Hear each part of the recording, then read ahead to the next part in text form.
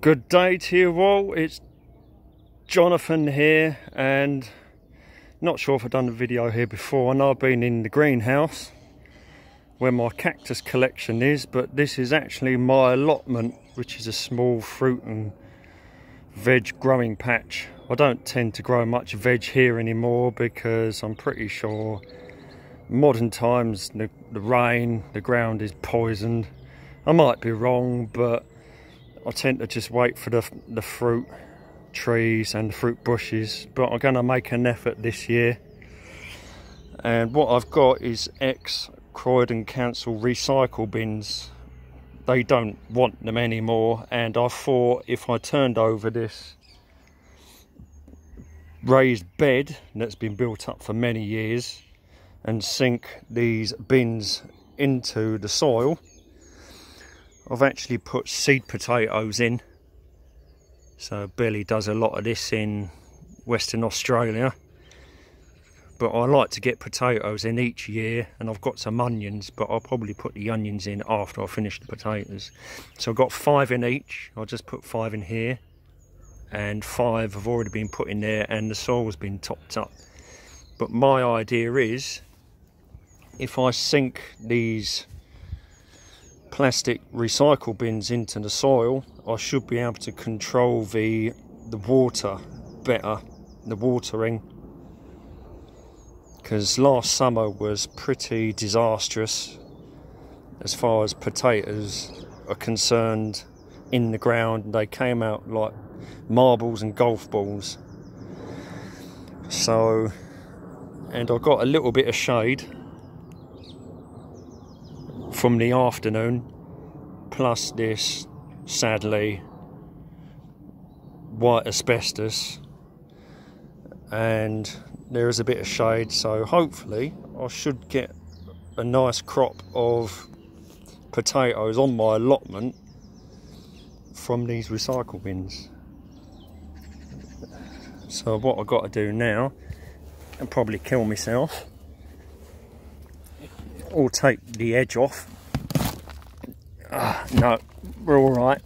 It's slightly higher than the other one, but push it down a bit.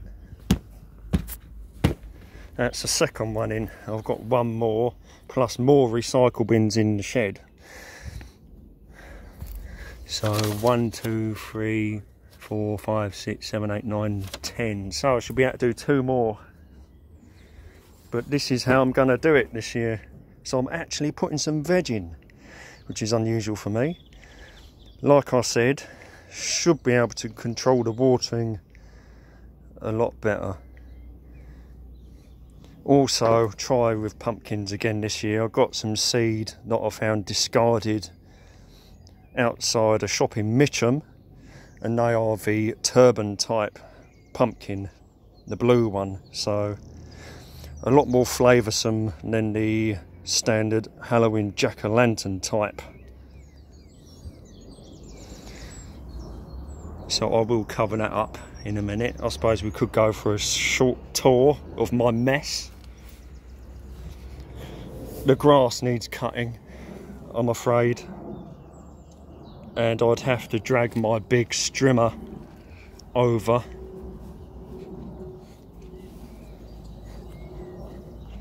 See, this Victoria plum is doing very well. Lots of blossom on it. Hopefully the frosts won't knock it back. My Annalee yellow Mirabelle style plum. And I've got a Bure hardy pear tree. And a Discovery apple. As always, the light is in completely the wrong place, so it looks dark. This is another apple, Egremont russet. As you can see, I've got box hedges. I'm starting to clip these ones, they're looking good now. But this one is established. And they go slightly lower all the way down to that end, so it gives the illusion that the central area is actually lower. So this is my half allotment. I've had it since 1996 and frankly I've struggled just with a half. These are dog daisies. They smell a bit, the flowers smell. That's probably why they call them dog daisies, because they smell of dog pee. This is the most vicious blackberry, or even boysenberry, and it's got lovely fruit on it, but people have persecuted it for years. Yes, that is a pile of crap, because I got a new shed after 22 years and I'm having a lot of trouble getting rid of the crap. That pile of wood has been sitting there for about 3 years and needs burning, but I'll have to wait till October. Oh dear. This is another big old apple tree, and that's a Laxton Fortune or Laxton Superb, something like that. It's a very old tree. And there's another tree here that I just took the grass away from around the roots, because I found out if you have grass around the roots... Oh, flutterby just went past. I'm not sure which one. But anyway, you can see that there is some blossom coming. Yeah, outcompetes the roots basically. And this is called lstar, E-L-S-T-A-R, lstar. So I've got quite a few trees on my plot. I would have preferred a Howgate Wonder Cooker or Combi. Big pile of crap as always. In this corner I have a loganberry, which is related to the blackberry and the raspberry. It's a cross between the blackberry and the raspberry, the loganberry.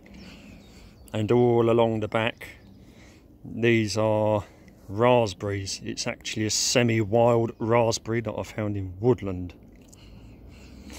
And if the conditions are right, it produces really nice fruit. They're very small and the best tasting raspberries you could ever taste, to be honest.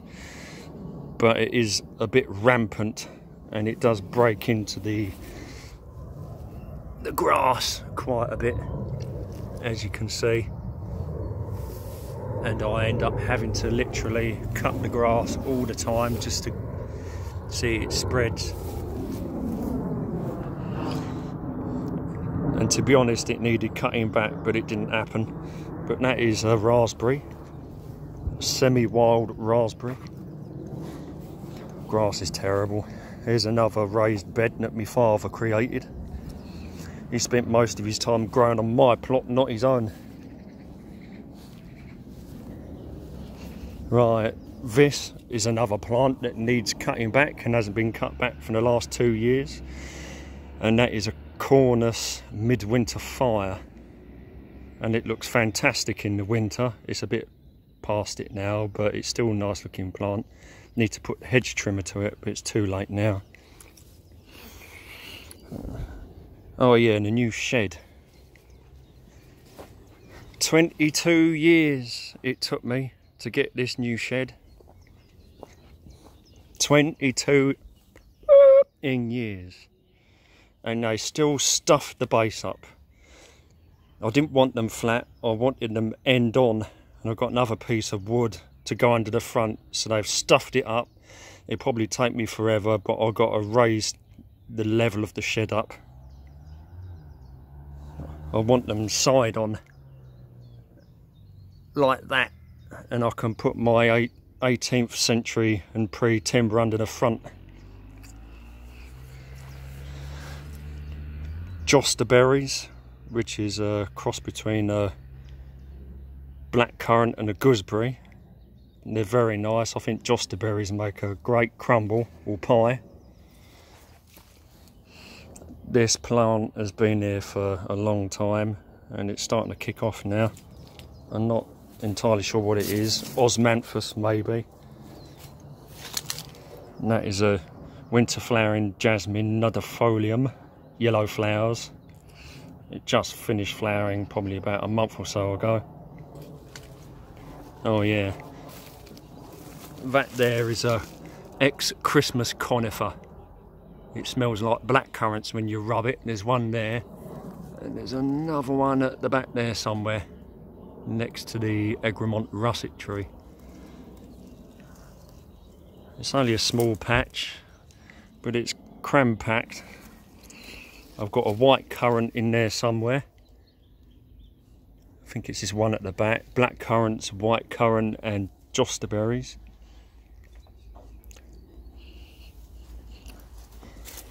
Yeah, new shed. Still needs a lot of work. And of course, this is a bloody mess. Yeah, it does look collapsed, doesn't it? The cactus collection, or half of it anyway. I've just been in there earlier and gone over my plants with treatment. SB Plant Invigorator. So you're getting the whole tour today. Mammillaria, Phylocactus, Ferrocactus,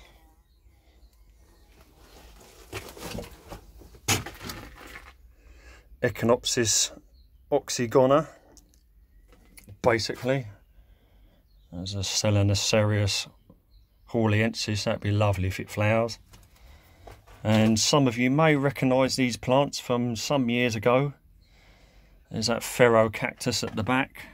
It's finally made its mind up what it's going to do. And growing properly. It was doing something with its ribs. I don't know exactly what, but you can see that the ribs aren't really consistent here, and it was trying to figure itself out growth wise. Mammillaria Parkinsoni, I think, Notocactus magnificus, Echinopsis Galaxy, Opuntia bulbispina in an old vintage doll's head, four-headed Mammillaria Pringlei, Acantho Calicium, and you may remember this Herteri, Parodia or Notocactus Herteri, two Mammillaria Harniana at the back. That SB Plant Invigorator certainly has done my collection good. There's a couple of Notocactus Otanis, Notocactus fuscus, Astrophytum asterius, cross with other astros, so they should survive. Asterius tends to be a pain in the arse. Copaipoas, 1, 2, 3, 4 Copaipoas, 5 Copaipoas, and some agaves, little agaves. Well, the blue one here probably will get bigger eventually. And my stalwart of the collection, agave utahensis or utahmensis, one or the other. And I keep breaking little pups off of that, and they keep coming back, and I get more and more, which is good. Chamae labivias, 3 of them at the front here, and 3 more. And we've got Rebutia Kaislingii seedlings. Rebutia, it's got a name on it there, and Mammillaria gracilis, brown spine form. There's a Turbinocarpus, 2 Notocactus Bringii, big Echinopsis hybrid that always suffers with mealybug. My Chamae labivia ragged robin still going. Lots of Echinopsis, including gin and lemon. It's got a very nice spination, that gin and lemon. Yeah, and these are new as well, and it pups like stupidity. A labivia or Echinopsis. It just goes nuts. And I do have some succulent plants as well. And the Gymnoclisiums are over here. Gymnos. I do like gymnos. Right, well, that's about it. Seen that before in a few videos. And I think we'll call it that. I'll take another look back. I have done videos in here before, and I cannot explain how I got so many views. I think I got about 60,000 views, and I just cannot explain why. And it's such a mess in here. I've got a lot of work to do. Plants are still here. I'm trying to keep them healthy, but it's just such a mess. Anyway, that's 15 minutes now. Sun is looking good in the afternoon. And hope you like the tour of my allotment. And like I said, I'm growing some potatoes. Lovely blossom on the trees. Birds singing in the background. And we'll catch you on the next video.